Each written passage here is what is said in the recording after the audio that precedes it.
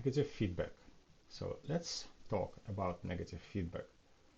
So just yesterday I gave a session on open source, and although I know more than most people probably about open source, not because I'm so smart, but because a lot of people think that open source is not for them, which is not true. So just by studying it for a few days, you can find out that it's actually pretty easy to contribute.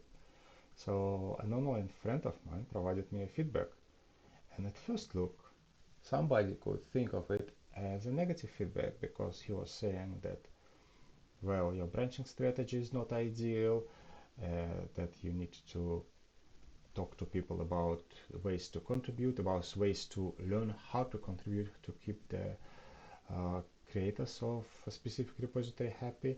And so basically he was speaking about like 5 or 6 points. And I actually extremely appreciated that because it showed me the weak spots in the way I help people, and I want to help people efficiently.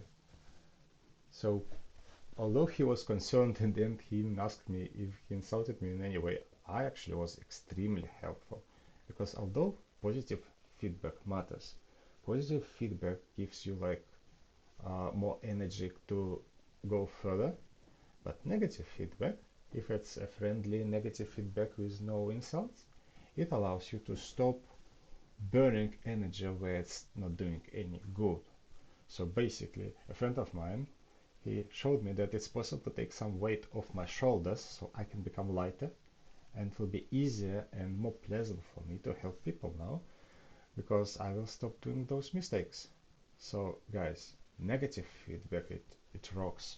When it's done properly, it's amazing. So please, please, please, in your career, create bridges for people to be able to provide negative feedback to you without fear of retaliation. So even if you absolutely don't agree with it, like I didn't agree. Okay, I didn't agree with half of some with what there was an article I wrote on Dev2, and a guy there said that, well, he doesn't understand why would I write such an article and it doesn't make any sense and blah blah blah. Although some points were valid, but mostly I didn't agree with him at all. But I just replied that, well, thank you for sharing your opinion. I will make sure that my future articles are better. Because actually, first of all, partially he was right. And second of all, I'm not there to fight people, I'm there to help people. So if I push him away now, he will probably never contribute to me again. He will never provide any negative feedback. And he will grow, he will improve. So don't close doors, don't burn bridges. Leave doors open and bridges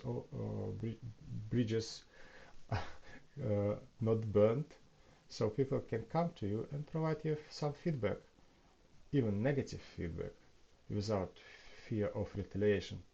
And one day they will come and ask how can they help you with your cause. In my cause, it's helping people to to rise and to find the job of their dreams with open source. So thank you guys, live long and prosper.